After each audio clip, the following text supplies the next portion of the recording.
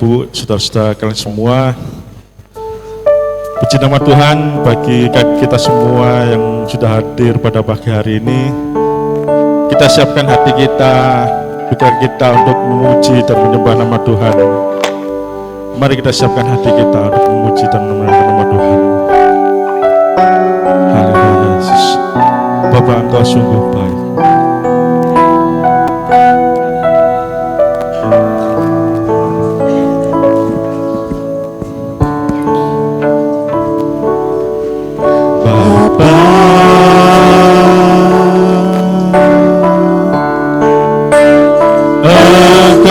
Sungguh baik, kasih-Mu melimpah di hidupku. Bapa, Engkau sungguh baik. Bapa,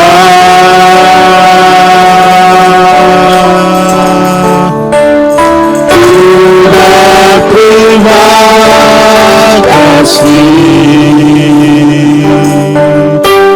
berkat-Mu hari ini yang Kau sediakan bagiku. Ku naikkan syukurku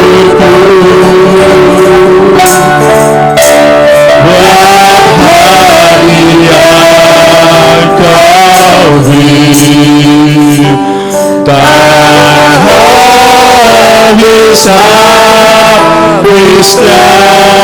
kasih rahmat-Mu selalu baru dan tak pernah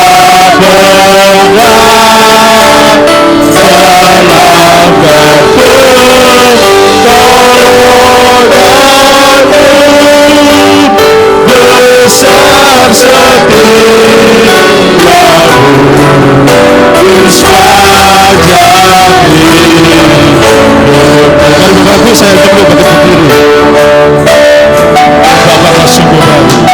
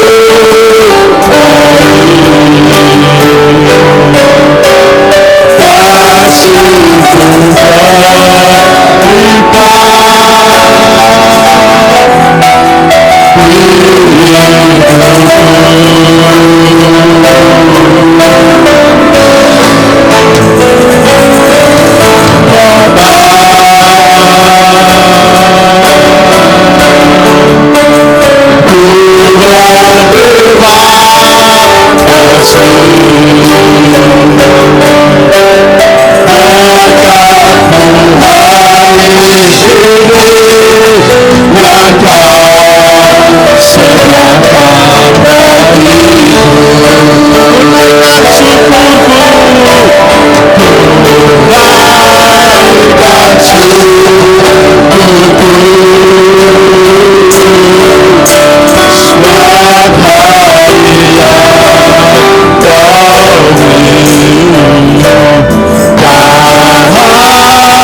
sungguh manusia kasih rahmat-Mu selalu baru,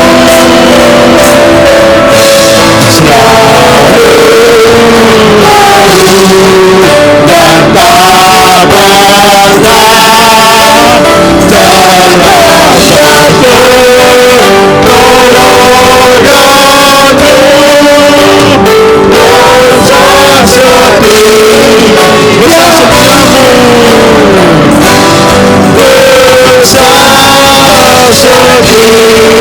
setiamu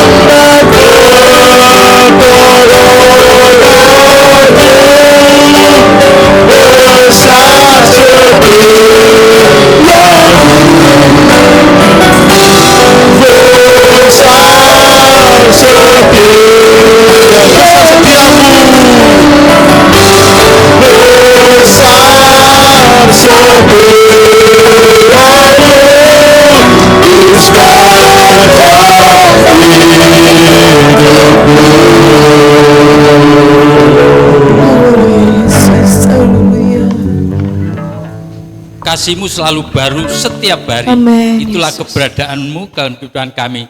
Sehingga jikalau sampai hari ini kami ada, kami boleh datang, boleh menyenangkan hati Tuhan ini semata-mata bukan karena kuat dan gagah kami, karena kami tahu, kami sadar, kami manusia lemah, banyak kekurangan, tetapi melalui kekurangan-kekurangan itulah Engkau mendorong kami supaya hati kami tetap mau bersuka cita, Amen, bersandar Yesus. kepadamu, karena kami tahu bahwa hidup kami adalah perjuangan. Sekali lagi masih ada kesempatan untuk berjuang, biarlah kami berjuang dengan segenap hati. Itulah kerinduan-Mu pada kami, sehingga pada saatnya nanti kami boleh bersuka cita atas pengorbanan-Mu yang Kau berikan dalam kehidupan kami, sehingga kami tidak lagi menjadi anak-anak yang hidup dalam kegelapan, tetapi bila terang senantiasa menaungi kami setiap hari, setiap saat. Terima kasih Bapa, terima kasih sekali lagi pada saat pagi hari ini. Kami serahkan setiap umat-Mu yang hadir, kiranya Engkau memberkati mereka, khususnya kepada setiap umat-Mu yang ambil bagian dalam pelayan, kiranya Engkau memberkati mereka, Engkau tutup bungkus mereka. Terima kasih Bapa, terima kasih. Sekali lagi kiranya Engkau pimpin ibadah kami dari awal hingga pertengahan. Kiranya damai sejahtera, sukacita Allah mengalir atas kehidupan kami. Terima kasih di dalam nama Yesus. Haleluya. Amin. Kami bacakan di dalam Mazmur 68 ayat yang kelima, demikian bunyinya, Bernyanyilah bagi Allah, bermazmurlah bagi namanya, tinggikanlah dia yang mengendarai awan, namanya ialah Tuhan, bersukacitalah di hadapannya. Amin. Amin. Ya, puji nama Tuhan. Shalom. Shalom. Bapak semangat ya. Shalom. Haleluya. Inilah coba-coba meditasi harus penuh dengan semangat ya. Haleluya. Meskipun ya kita selama seminggu ini sudah lagi berlibur beribadah, tentunya pada hari ini harus penuh dengan sukacita ya. Selama liburan juga kita bisa bertemu dengan keluarga kita bisa senang-senang dan jalan-jalan, dan sekarang ini kita mau mulai untuk beribadah, untuk memuji nama Tuhan, tentunya harus penuh dengan semangat dan sukacita. Haleluya, amin. Baik, mari kita sebut pujian dengan tidak berkesudahan.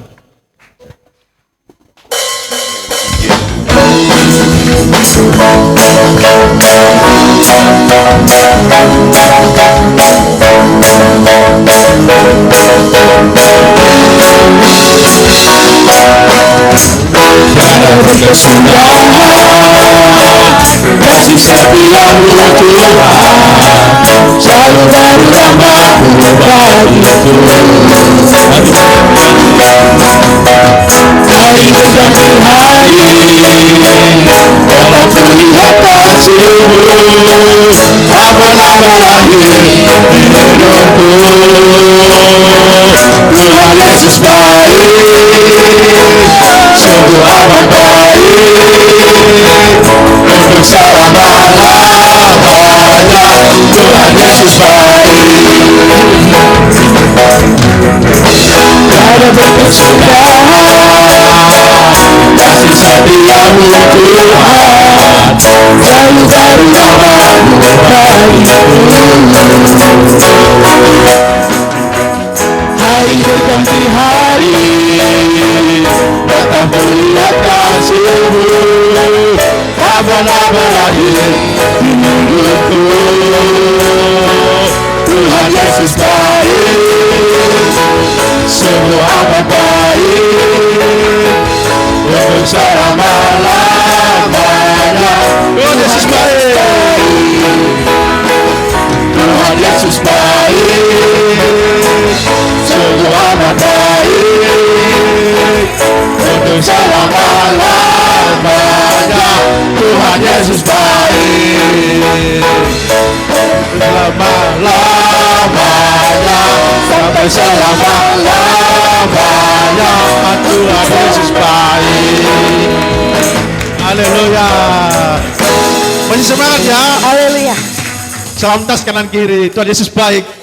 Tuhan Yesus baik. Haleluya.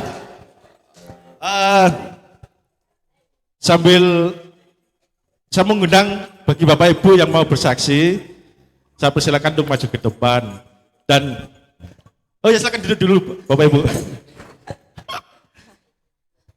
Saya undang Bapak Ibu untuk bersaksi di depan, kalau pun ada persilakan. Haleluya. Ya, semangatnya luar biasa ya. Saya percaya bahwa habis liburan semangatnya tuh seakan-akan tidak bisa habis ya. Tetapi kita tahu bahwa segala sesuatunya datang daripada Tuhan, kembali kepada Tuhan. Sebenarnya pada waktu liburan itu bukan di Bali saya saudara bersama anak-anak, tetapi di Sarangan. Sebenarnya bisnya itu sudah tinggal naik, berangkat. Tapi karena ada tawaran yang lebih tinggi lagi ke Bali, namanya manusia ya, kedagingannya itu lebih kuat. Ya, itu jangan coba-coba. Tapi ya bersyukur saya dengan hak dana itu saya bersyukur. Saya sebelum ke sana, saya itu sudah dibawa satu pantai. Ya, saya dibawa ke sana. Saya tidak ngerti kalau itu akan saya tuju, tidak ngerti. Kalau lewat Bali pernah waktu di NTB itu kan naik bis, saya pernah tapi tidak pernah ke situ. Ya itu yang saya tahu itu, karena pada waktu itu saya pernah ke itu bukan lewat tok. Tapi kalau ke daerah-daerah itu tidak pernah. Ya meskipun sekali lagi tepatnya tidak memenuhi syarat, ya bersyukur sampai di sana tidak kekurangan atau. Yang pertama saya dibawa satu pantai Kute namanya. Ya, kalau kita ke Kute, ya pasti tahulah ya keadaannya gitu. Ombaknya besar, kita tahu ada turisnya. Yang satu lagi saya dibawa, saya terkejut. Ya, Pantai Sanur. Ya Pantai Sanur saya gitu. Loh, aku lah tahu ini ya. Kapan mimpi balik? Ya pernah berada situ. Jadi sebelum ke sana saya sudah dibawa ke Pantai Sanur terlebih dahulu sama Tuhan. Saya lelok saja. Aku tahu ini aku ya. Koyokan gitu.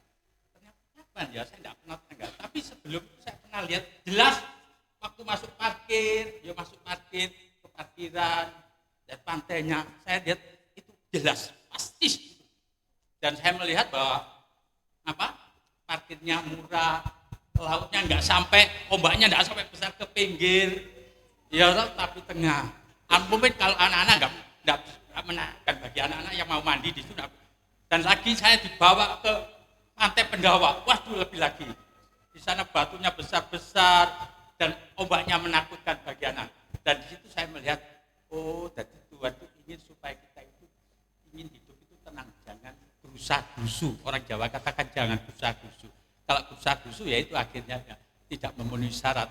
Ya saya bersyukur dibawa ke tempat itu meskipun saya tidak ke Tanah Lot, saya tahu keadaannya. Kalau saudara dan saya tahu itu, dan saya tahu persis bahwa kita sebagai orang percaya tidak boleh ikuti sing A atau sing C, tapi ikuti sing B itu tadi, Pantai Sanur. Hawanya tenang, dingin, murah, pokoknya indah sekali. Dan saya melihat di situ, oh ternyata Tuhan itu ingin supaya anak-anak Tuhan itu lebih dekat dengan Tuhan. Kalau lebih dekat Tuhan, itu intinya bahwa kita seperti janur. Tahu saudara tahu janur? Janur itu melengkung terus ya, tidak ada janur kenceng. Janur itu melengkung. Artinya bahwa anak Tuhan itu harus merendahkan diri di bawah kaki Tuhan. Dan itu kekuatan Tuhan sesungguhnya. Kalau saudara banyak sekali anak-anak Tuhan yang terjebak di Bali karena apa? Tidak kuat dengan keadaan. Apalagi di Kuta. Waduh, ngeri. Ya memang murah sih. Parkirnya cuma 10.000. Ya toh, kalau di sana cuma 3.000. Tapi kalau lagi Pantai Pendawa mahal lagi. Apalagi di Lot tambah mahal lagi. Tetapi Tuhan itu ingin membawa kita di dalam kesederhanaan. Dan di dalam kesederhanaan itulah Tuhan ingin membawa hidup ini adalah diberi kesempatan untuk memuliakan Tuhan. Oleh sebab itu kami undang anak-anak kami semua yang ke retreat untuk memuji Tuhan. Hidup ini adalah kesempatan, jangan disia-siakan. Ya, ayo. Ya. Sebenarnya tidak ada persiapan, cuma saya ingin supaya anak-anak ini sadar. Ayo, semua anak-anak saya, ya, supaya tidak gaya karpe dewe. Ya, ayo. Ya, ayo, ini, ya, semua ini, ya. Hidup ini adalah kesempatan, ya. Ayo. Semua.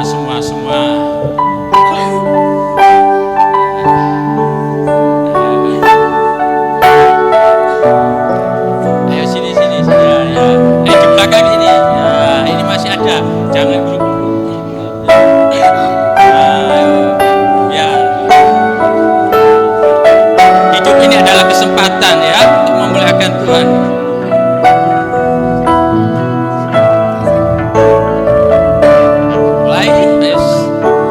Hidup ini adalah kesempatan.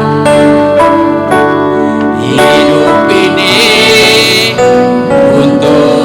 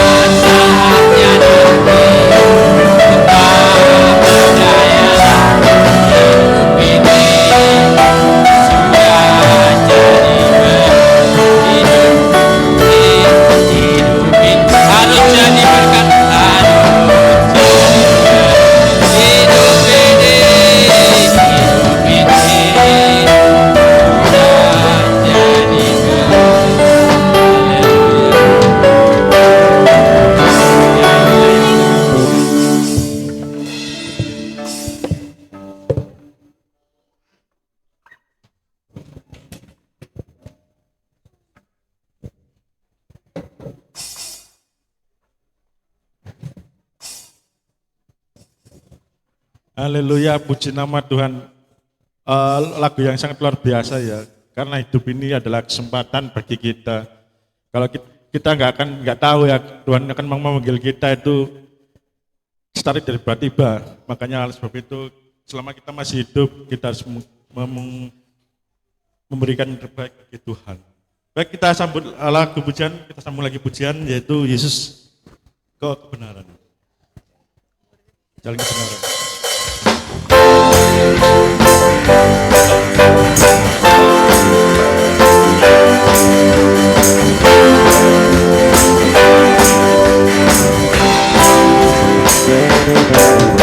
Yesus jalan kebenaran berjalan kehidupan itu yang Yesus katakan. Aku percaya, amin. Di dalam namanya ada keselamatan. Gloria, glory, haleluya. Glory, haleluya. Glory, haleluya. Glory, haleluya. Di dalam namanya ada keselamatan kekal. Yesus jalan kebenaran dan jalan kehidupan itu Yesus katakan. Aku percaya, amin. Di dalam namanya ada keselamatan kekal. Glory, hallelujah. Glory, hallelujah. Glory, hallelujah. Glory, hallelujah. Di dalam namanya ada keselamatan kekal. Glory, glory, glory bagi Sang Raja. Glory, glory, glory, glory bagi Sang Raja. Janji glory, glory, glory bagi Sang Raja. Dari rayakan dan janji, kita akan merasa bahagia bila kita menyembahnya. Kita akan merasa sukacita bila kita menyanyi. Glory, glory, glory bagi Sang Raja. Oh, nyanyi glory, glory, glory bagi Sang Raja. Janji glory, glory, glory bagi Sang Raja. Mari rayakan dan janji. Mari rayakan dan janji. Mari rayakan dan janji.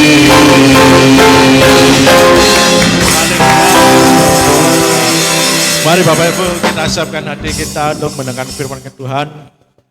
Untuk lagu selanjutnya adalah firman jadi manusia.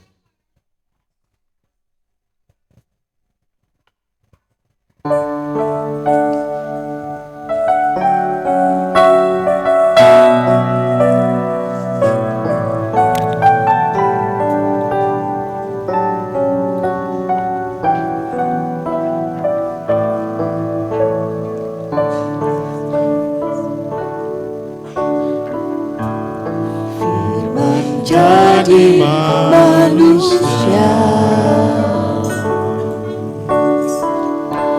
diam di antara kita. Ada hidup terang bagi manusia. Engkau datang bagi kepunyaanmu.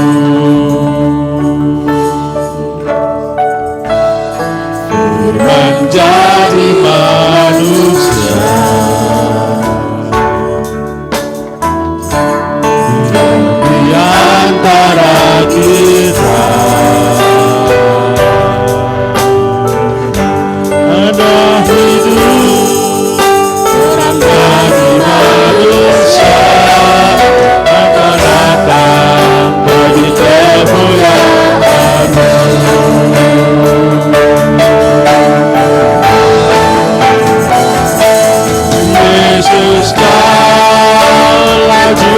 selamatku. Kuakui Kau Tuhan bagiku. Kau terang bagi segalaku. Kau itu bagi setiap jalan.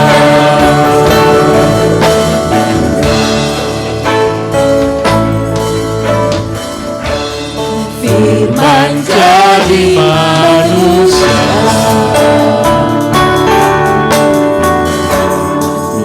di antara kita.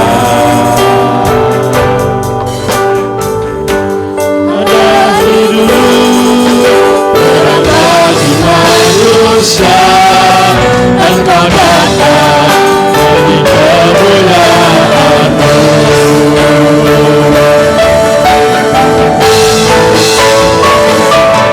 Yesus, Kaulah Juru Selamatku. Kuakui Kau Tuhan bagiku.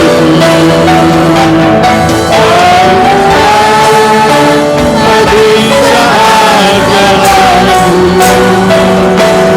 Kau itu bagi setiap jalan. Yesus, Kaulah Juru Selamatku. Kuakui Kau Tuhan bagiku. Bagi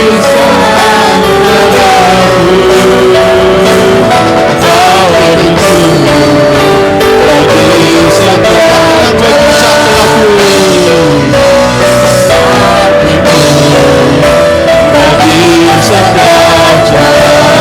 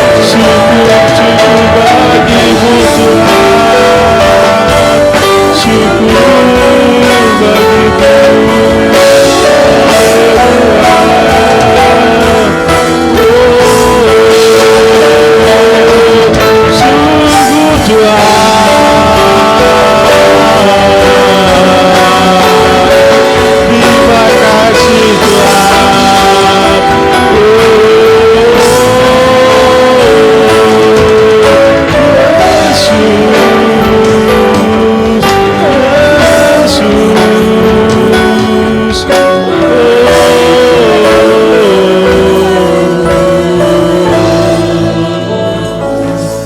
Yesus, Kaulah Juru Selamatku. Kuakui Kau Tuhan bagiku. Kau terang bagi saat gelapku. Kau itu bagi setiap jalan. Yesus, Kaulah Juru Selamatku. Kuakui Kau Tuhan bagiku. Kau terang bagi saat gelapku. Bagi setiap jalan. Kau itu bagi setiap jalan. Kau itu bagi setiap jalan.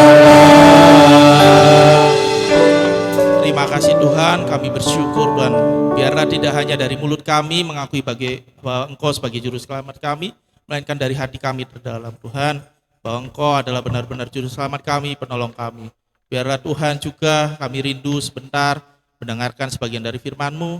Kiranya Engkau siapkan hati, jiwa, pikiran kami, supaya kami boleh fokus, boleh menerima firman dengan seutuhnya, sehingga kami nanti boleh kembali pulang dengan pribadi-pribadi yang baru sesuai dengan apa yang Tuhan mau. Kau juga kiranya urapi, khususnya untuk hamba-Mu yang akan menyampaikan benar firman-Mu, biarlah melalui perkataannya benar-benar berasal dari Tuhan sendiri. Kau juga urapi dalam kehidupannya. Terima kasih Tuhan, kami sambut firman-Mu, biarlah Engkau juga jagai tempat ini, lindungi, jauhkan dari hal-hal jahat, roh yang ingin mengganggu kami selama kami mendengar firman-Mu. Dalam nama Tuhan Yesus, haleluya, amin. Puji Tuhan, saya terima kasih pada Tuhan, juga melalui Bapak Ibu Gembala tempat ini, berikan kesempatan dapat menyampaikan kebenaran firman Tuhan. Sebelum jemaat bersekutu dengan tubuh dan darah Tuhan, kita akan mendengarkan firman Tuhan, dan di pagi hari ini kita akan belajar firman Tuhan tentang berbahagia orang yang mencari Tuhan. Mari kita sebutkan kalimat ini bersama-sama, 2, 3. Berbahagia orang yang mencari Tuhan. Nah, kalau kita perhatikan bahwa setiap manusia ya dalam hidup ini kan mendambakan kebahagiaan. Tetapi tidak semua orang tahu di mana menemukan kebahagiaan yang sejati. Puji Tuhan, tadi ada kesaksian dari jemaat, jika mungkin Bapak Ibu punya kesaksian, momen-momen liburan, bisa berlibur, itu merupakan sebuah kebahagiaan. Tetapi itu bukan kebahagiaan yang sejati. Tapi orang butuh liburan, butuh untuk menemukan kebahagiaan. Tapi kita harus tahu bahwa sekali lagi, kita ini punya kebutuhan yaitu bahagia. Tidak ada orang yang lahir di dunia ini maunya hidupnya menderita terus. Tidak ada. Tetapi kita harus ingat bahwa kita yang tinggal di dunia, kita sedang diperhadapkan dengan yang namanya tawaran. Dunia ini sedang menawarkan berbagai cara untuk bahagia.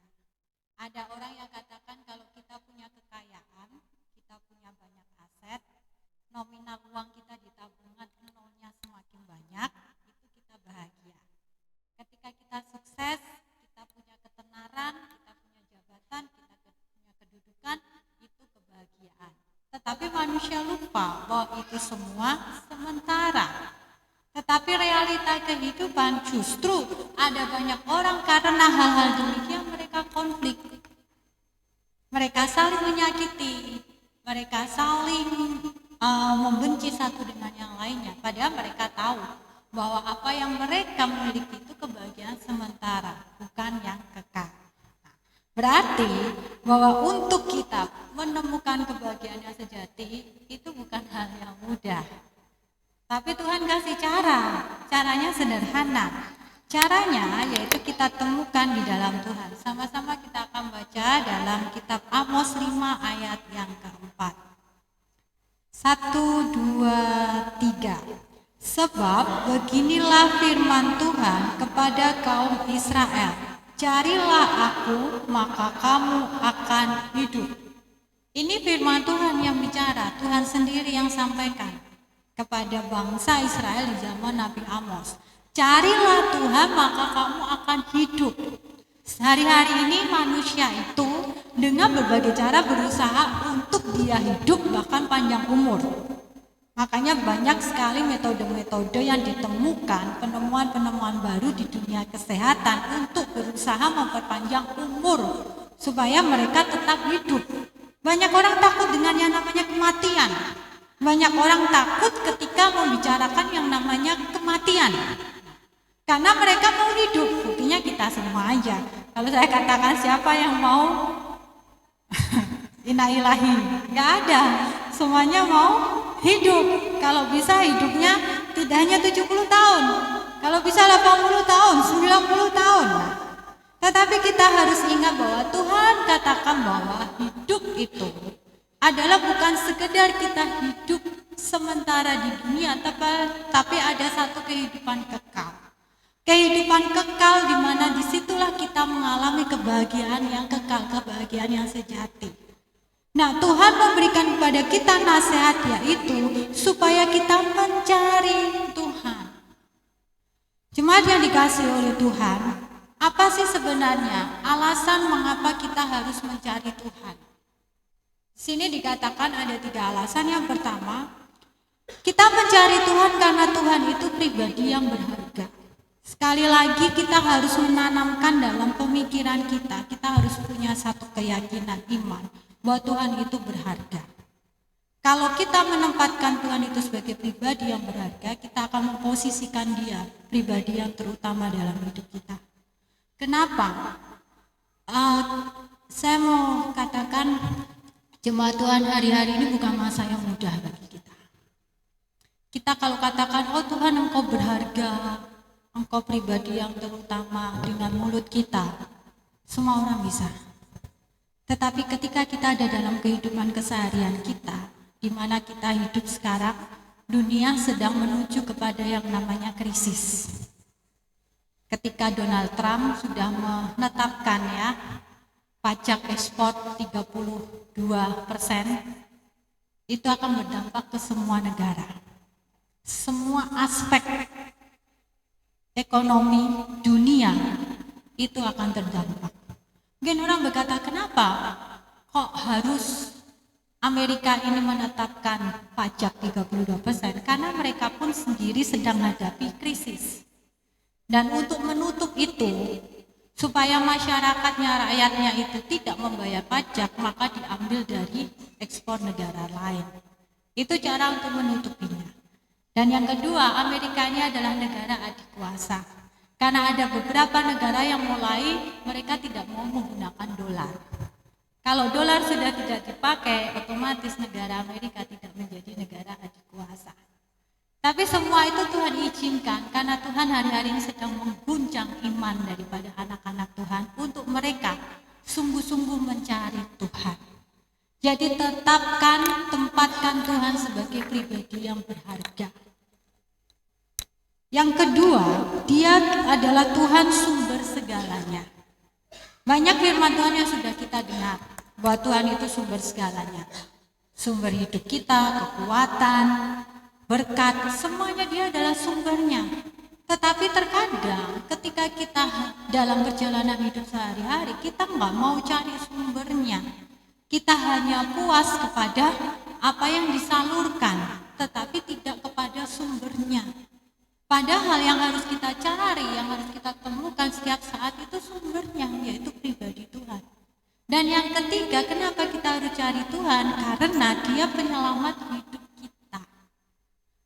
Hari-hari ini kalau Bapak Ibu cuma melihat di media sosial lagi viral, banyak orang-orang yang mualaf meninggalkan Tuhan, ya kan? Aktor, aktris, ya. Bahkan ada pendeta pun yang menjadi ustadz. Dan ketika dia jadi ustadz, dia mulai mengatakan Alkitab itu enggak benar, pokoknya mulai menyerang balik. Itu realita yang kita hadapi hari-hari ini. Dan saya mau katakan hati-hati dengan media sosial. Apa yang kita baca, apa yang kita dengar, sekali lagi yang kuat dalam arti saya sempat melihat itu video yang disampaikan oleh dari mualaf dari pendeta jadi mualaf, jadi ustadz. Kalau diterima secara logika, kita bisa jadi meninggalkan Tuhan ya. Itu yang selevel saya yang sudah hamba Tuhan, itu bisa keluar dari areanya kebenaran. Karena itu sekarang bukan waktu yang main-main. Jadi kalau kita percaya Tuhan itu penyelamat hidup kita, mengapa kita harus mencari Tuhan? Karena ketika kita mencari Tuhan, menemukan Tuhan, itu akan membuat kita bisa mempertahankan iman kita. Banyak yang katakan, oh Alkitab itu enggak benar. Alkitab itu isinya itu kekerasan, ngajarin amoral, dan mereka pakai ayat-ayat semuanya di situ untuk menyerang kita.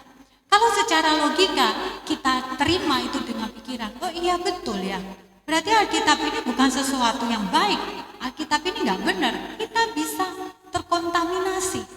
Oleh karena itu, untuk kita kita bisa mempertahankan agar kita tetap di areanya Tuhan, hidup dalam kebenaran, kita harus mencari Tuhan. Artinya kita harus setiap dalam hidup kita ada komunikasi hubungan dengan Tuhan. Mencari Tuhan itu bukan berarti kita belum menemukan.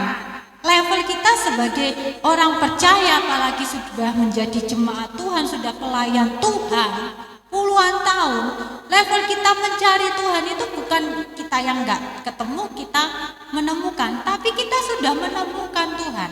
Kita sudah menerima Dia sebagai Tuhan dan Juru Selamat. Tetapi kalimat mencari Tuhan itu artinya kita harus terhubung dengan Tuhan, mempertahankan hubungan itu dengan Tuhan. Enggak mudah, karena banyak sekali tawaran dunia ini yang menyeret kita untuk kita meninggalkan Tuhan. Jadi jemaat jangan heran nanti ke depan kalau kita melihat ada orang yang tadinya luar biasa berapi-api bagi Tuhan, mereka bisa mencaci maki nama Tuhan. Tuhan memberikan kita waktu akan terus berjalan, kehidupan akan terus berjalan. Tapi bagaimana di waktu itu kita selalu menjaga hubungan kita dengan Tuhan. Karena itu Tuhan tegaskan, cari Tuhan, kamu hidup. Kalau kamu tidak cari Tuhan, kamu akan alami kematian. Bukan hanya kematian jasmani, tapi kematian rohani. Kita tidak ada dalam kehidupan kekal, tapi dalam hukuman kekal. Apa yang menjadi bentuk untuk kita dapat mencari Tuhan? Jadi apa yang kita dapatkan saat kita mencari Tuhan? Ada 5 hal yang dapat kita temukan. Yang pertama, kita mendapatkan kedamaian dan ketenangan. Semua orang kan mau damai, semua orang mau tenang. Filipi 4 ayat 7 katakan, damai sejahtera Allah yang melampaui segala akal akan memelihara hati dan pikiranmu dalam Kristus Yesus. Jadi ketika kita terhubung dengan Tuhan, ketika kita membawa roh kita selalu ada ikatan, keintiman dengan Tuhan, maka di situ kita akan menemukan kedamaian dan ketenangan. Hari-hari ini banyak orang alami yang namanya sakit mentalnya. Banyak kecemasan, banyak orang cemas, banyak orang galau, banyak orang depresi, banyak orang stres.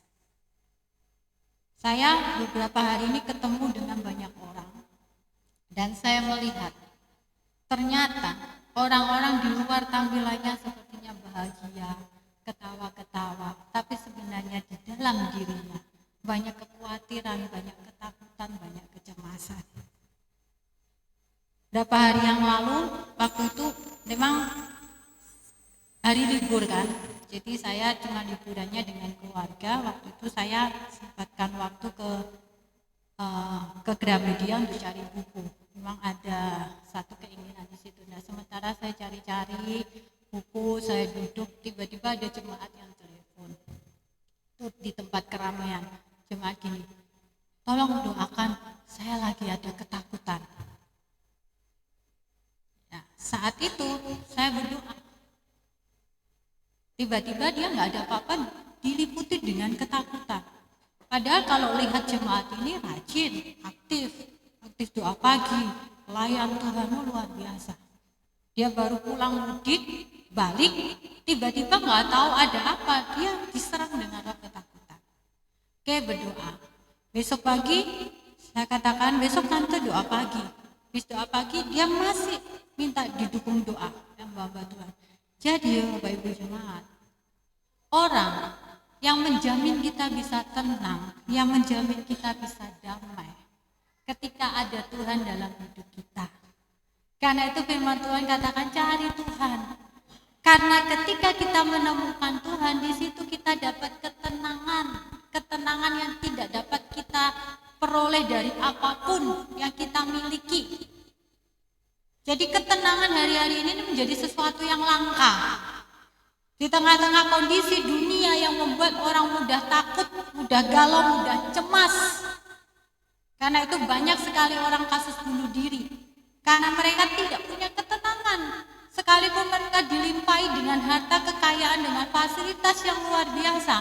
Tetapi batin mereka, dalam roh mereka nggak ada ketenangan. Karena ketenangan yang sejati, yang sesungguhnya kebahagiaan itu adalah ketika Tuhan hadir dalam diri kita. Lalu yang kedua, Yang akan kita dapatkan kalau kita mencari Tuhan setiap saat adalah sukacita yang berlimpah. Sekali lagi, sukacita yang berlimpah, jadi bukan sukacita yang hanya setengah-setengah. Waktu apa yang kita punya, apa yang kita harapkan terwujud, kita sukacita, tidak. Tapi sukacita yang berlimpah-limpah, dan orang yang bersukacita berlimpah-limpah itu punya ciri. Cirinya apa? Orang yang punya sukacita yang melimpah, dia akan dapat bersyukur. Ucapan syukur itu akan lahir dari orang-orang yang punya sukacita. Orang kalau bersyukur dalam keadaan baik-baik bisa, ya kan? Kalau Bapak Ibu misalnya menang hadiah, tiba-tiba undian menang dapat mobil, nah sukacita luar biasa. Kita bersyukur, bersyukurnya bisa luar biasa. Dari Tuhan kita katakan Tuhan Yesus baik, sampai Tuhan Yesus luar biasa. Pokoknya hampir setiap saat kita katakan Tuhan itu luar biasa dalam hidup kita. Tapi ketika kita ketemu masalah, bisakah kita bersyukur? Tapi orang yang punya sukacita yang melimpah, dia akan bisa bersyukur. Jadi ukuran sukacita melimpah itu adalah ketika kita dalam kondisi apapun bisa bersyukur. Mau dalam keadaan menderita, mau dalam keadaan diberkati, mau keadaan susah, mau senang, mau sakit, mau keadaan yang terpuruk, dimanapun kita bisa tetap bersyukur. Itu berarti dalam diri kita limpah dengan sukacita. Kemudian yang ketiga yang kita dapatkan ketika kita mencari Tuhan adalah kepuasan rohani. Bicara tentang kepuasan, semua kita itu manusia nggak akan pernah puas. Secara jasmani aja saya katakan nggak pernah puas, betul kan? Hari ini sudah makan bakso, besok bisa makan lagi. Ada di sini yang selama hidupnya misalnya Tuhan kasih izinkan hidup 70 tahun. Dan selama 70 tahun cuma makan bakso 1 mangkok aja. Karena sudah merasa puas, jadi nggak perlu lagi, nggak ada. Ya kan, apalagi kalau ketemu Indomie, wah itu nggak pernah ada habis-habisnya, nggak ada puasnya. Jadi kepuasan itu kalau dihubungkan dengan hidup kita manusia, kita nggak pernah puas. Secara jasmani aja seperti itu. Untungnya kita dalam kehidupan kita kekristenan, ajaran kekristenan kita, pernikahan itu harus monogami. Nggak boleh poligami. Hanya bersyukur kan dalam kekristenan. Nggak ada istri pertama, istri kedua, istri ketiga, istri keempat. Nggak ada suami 1, suami 2, suami 3, suami 4. Ya kan? Karena apa? Tuhan mengajarkan bahwa kita punya kepuasan bukan secara fisik jasmani, tetapi yang Tuhan mau ajarkan kepuasan secara rohani. Tetapi orang hari-hari ini hanya fokus untuk memuaskan jasmaninya, mengabaikan rohaninya. Buktinya apa? Kita seringkali hanya ingat Tuhan ketika ketemu masalah. Kita berdoa ketika kita hanya butuh sesuatu. Ya kan? Kita baca Alkitab ketika kita ada kekhawatiran. Tapi saat semuanya baik-baik saja, Tuhan itu seakan-akan tidak lagi di depan kita, tetapi Tuhan di belakang kita.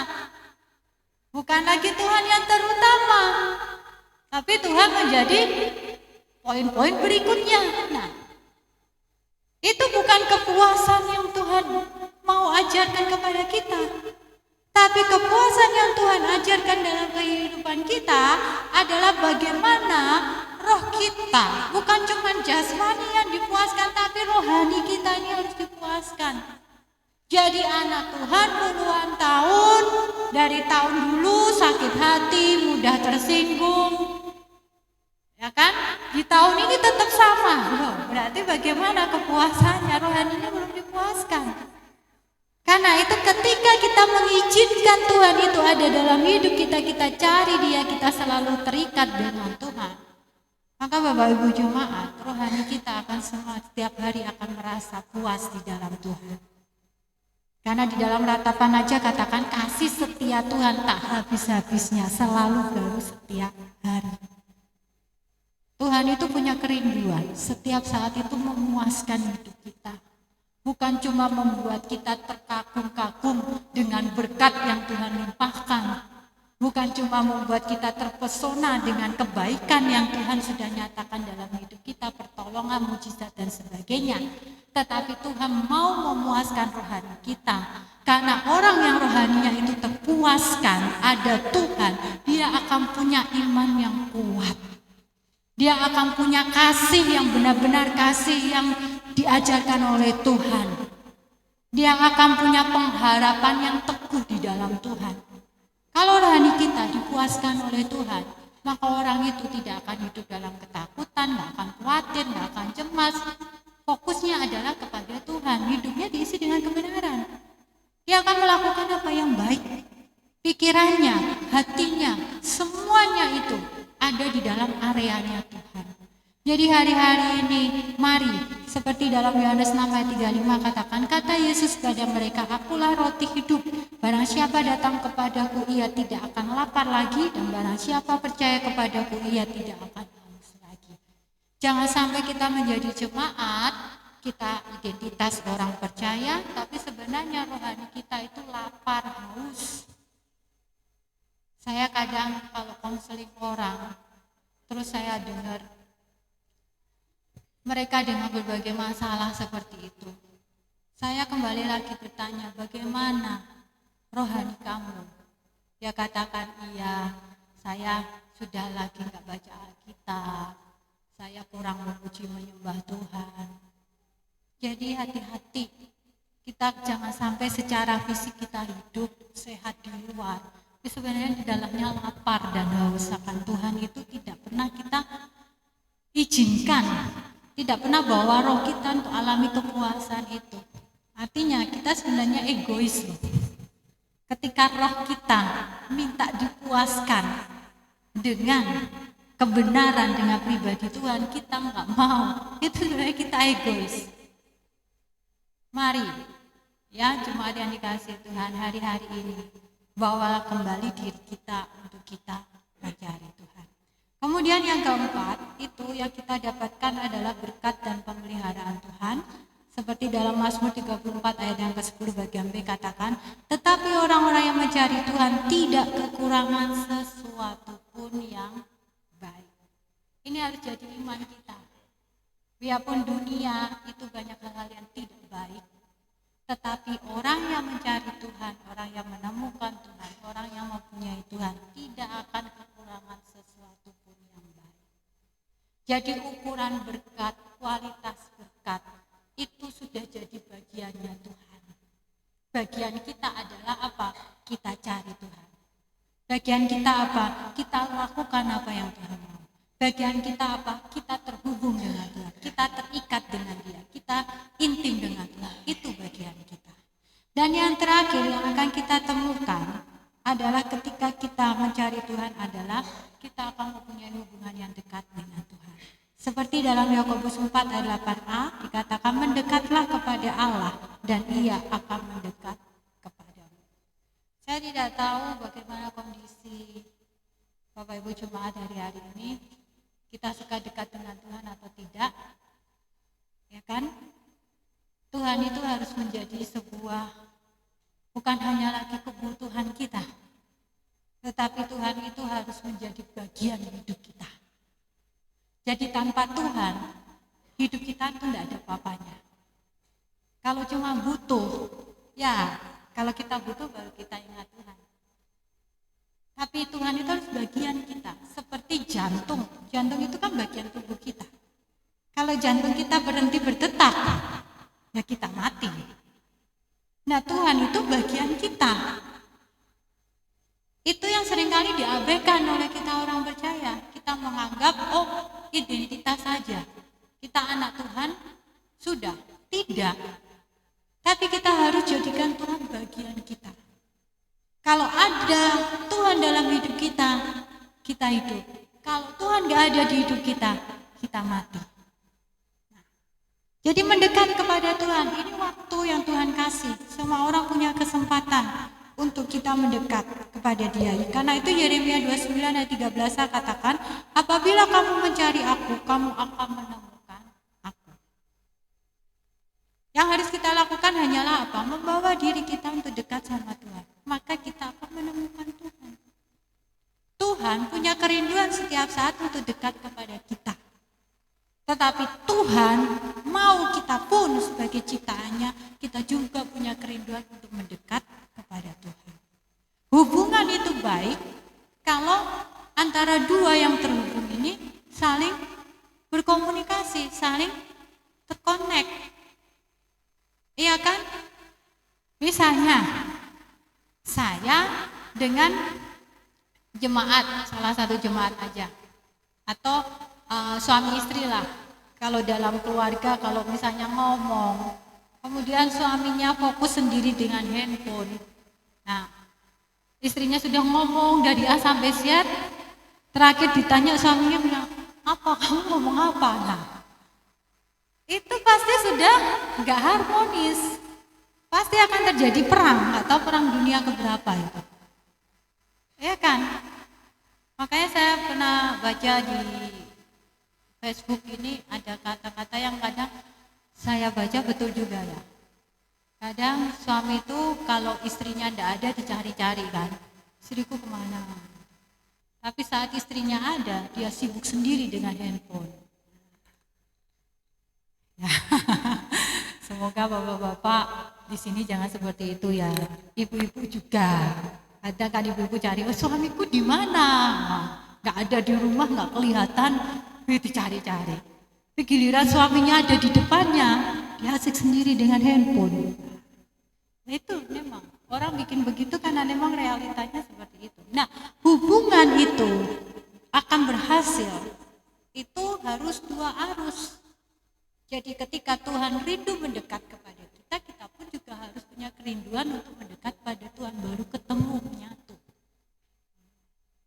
Oleh karena itu, saya akan menutup dengan kalimat demikian. Ya.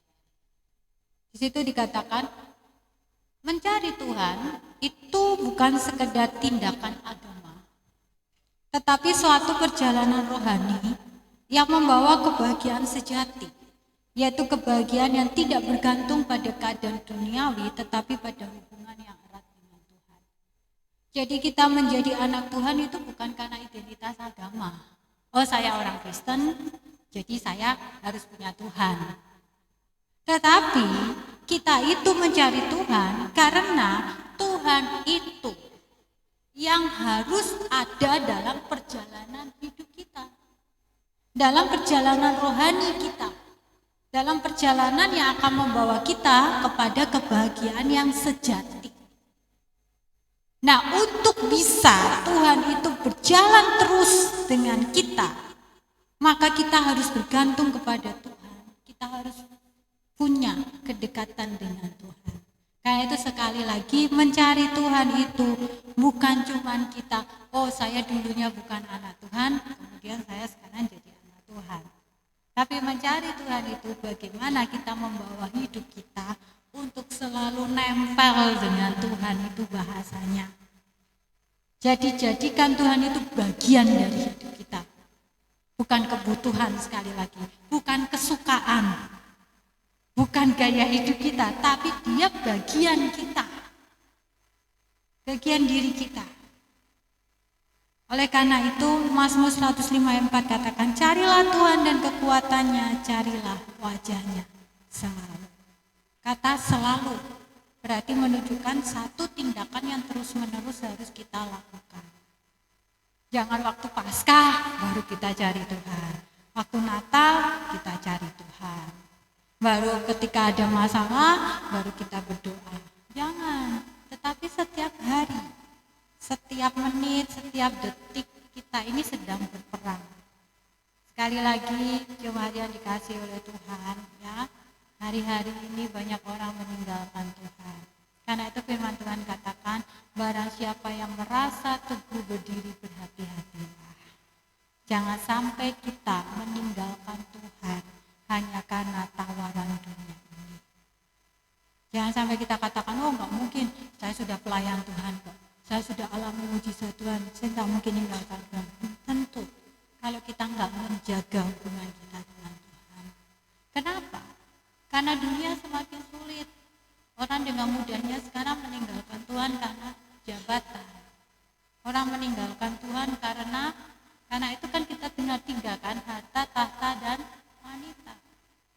Kalau sekarang saya katakan pria. Iya. Jadi harta tahta wanita pria. Karena bukan hanya pria yang mualaf, tapi wanita juga banyak yang mualaf. Jadi sama-sama hati-hati. Dunia akan menjadi semakin sulit. Banyak orang di luar sana yang berteriak.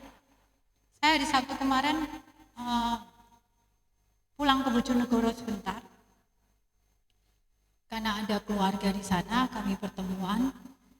Ya, saya melihat di sana, memang kota maju tetapi banyak juga perekonomian menurun. Hampir setiap daerah itu, setiap jalan ada tanah dijual, rumah dijual, semua pada dijualin. Saya bingung, kenapa ya kok dijualin? Terus tidak ada pembelinya. Nah, orangnya kemana? Itu baru kota kecil, belum kota besar. Tapi ini semua akan terdampak. Ya, jadi Tuhan mengingatkan kepada kita, karena itu kan Tuhan bilang, lihat tanda-tanda zaman, lihat keadaan dunia ini. Tapi ketika kita melihat bukan berarti kita takut, kita cemas, tidak. Tapi saat kita melihat dunia ini, harusnya itu memotivasi kita untuk, saya harus semakin dekat dengan Tuhan. Saya harus terus cari Tuhan. Sampai kapan saya berhenti untuk cari Tuhan, untuk terikat dengan Tuhan? Sampai kita meninggalkan roh kita ini, tubuh kita ini.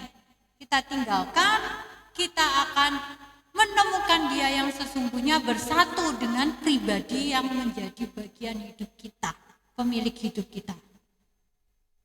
Jadi masa-masa yang sukar ini bukan waktunya kita stres. Masa-masa yang sukar ini bukan waktunya kita cari siapa yang salah, siapa yang benar. Masa-masa yang sukar ini bukan waktunya kita harus memikirkan solusinya seperti apa-apa. Yang terutama yang harus kita lakukan di masa yang sukar ini, perbanyaklah untuk kita dekat dengan Tuhan. Banyaklah berdoa, jemaatnya dikasih Tuhan. Di gereja ini ada banyak jam-jam doa. Ikut doa. Memang doa itu enggak hanya kita di gereja. Di rumah kita juga bisa lakukan berdoa. Sekali lagi yang menjadi konsep yang salah itu, orang berpikir bahwa doa itu saya itu harus sikap tubuh saya harus lipat tangan, tutup mata. Tidak. Doa itu adalah ketika roh kita komunikasi dengan Tuhan. Seperti Bapak Ibu Jemaat kan setiap hari enggak ada yang enggak komunikasi dengan handphone. Saya yakin pasti ada. Ya kan? Seperti itu kan? Kadang kita, maka saya selalu katakan handphone ini kadang jadi kayak setannya kita gitu loh. Kalau ada lem bisa nempel, kita pasti pasang semua di sini. Nah, seperti itu kita lakukan, tapi kita harus lebih menempatkan Tuhan sebagai pribadi yang berharga. Jadi ketika kita di dalam keadaan apapun, cari Tuhan, temukan Tuhan, hubungan dekat dengan Tuhan. Karena apa? Karena ada satu waktu di mana kita akan dibawa Tuhan dalam kesendirian. Artinya ada dalam penderitaan hadapi sendiri. Suami nggak tahu, istri nggak tahu, anak-anak nggak tahu. Orang yang terdekat dengan kita nggak tahu semuanya, nggak pernah ngerti, nggak tahu, nggak ngerti tentang kita. Ada saatnya kita akan sendiri berjuang, tapi dalam kesendirian itu kita tidak seorang diri, karena ada bagian dalam diri kita yang menemani kita, yaitu Tuhan. Jadi mari cintai Tuhan lebih dari apapun. Perjalanan itu kita sekali lagi memang nggak mudah, Ibu Jemaat. Ya, tetapi Tuhan akan terus berikan kekuatan pada kita. Ketika saya melihat banyak jemaat yang bergumul, jangan kira hamba-hamba Tuhan, Bapak Ibu Gembala ini kelihatannya kayak ya kuat ya, tapi sebenarnya mereka banyak pergumulan. Ya, kayak saya selalu katakan, penampilan luar itu belum tentu yang sesungguhnya, tetapi Tuhan tahu kedalaman hati kita. Karena itu yang malas-malas berdoa, ayo berdoa lagi. Jangan tunggu Tuhan guncang dulu dengan masalah baru kita ampun-ampun cari Tuhan. Tapi selama Tuhan masih izinkan kita diberikan nafas hidup, cintai Tuhan, baca Alkitab, berdoa, beribadah, itu kan yang Tuhan Tuhan ajarkan kepada kita kan. Tuhan kan nggak nuntut banyak-banyak dari hidup kita. Tuhan hanya minta apa? Setiap hari kamu komunikasi dengan aku. Setiap hari kamu berdoa, kamu baca Alkitab, kamu beribadah, kamu memuji Tuhan, kamu bersyukur, kamu berterima kasih. Nanti urusan yang lain itu Tuhan yang akan mengurusinya. Sebenarnya kan simpel. Cuman kan kadang kita apa? Pikiran. Nah itu saya mau katakan apa? Kalau hati kita, hati yang baik mempengaruhi pikiran yang baik. Pikiran yang baik akan mempengaruhi lidah. Lidah yang baik akan mempengaruhi hidup kita, seluruh aspek hidup kita. Ini harus kita pahami. Saya nggak tahu kebocoran-kebocoran di mana.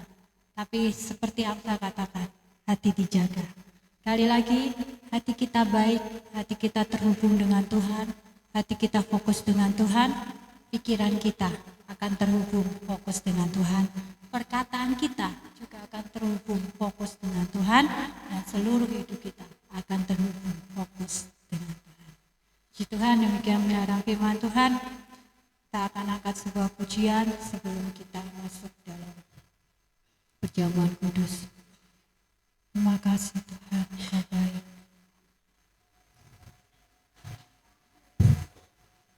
Kita naikkan pujian. Terhubung dengan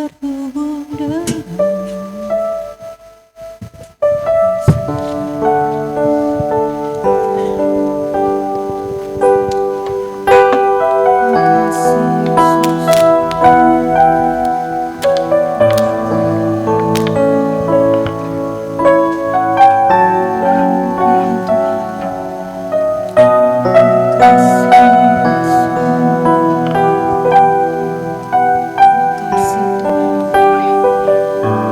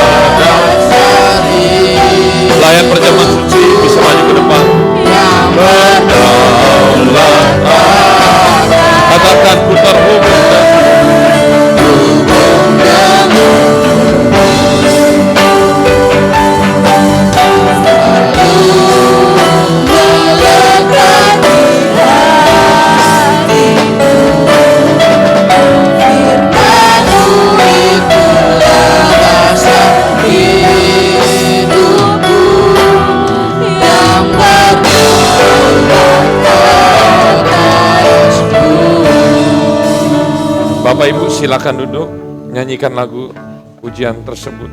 Ku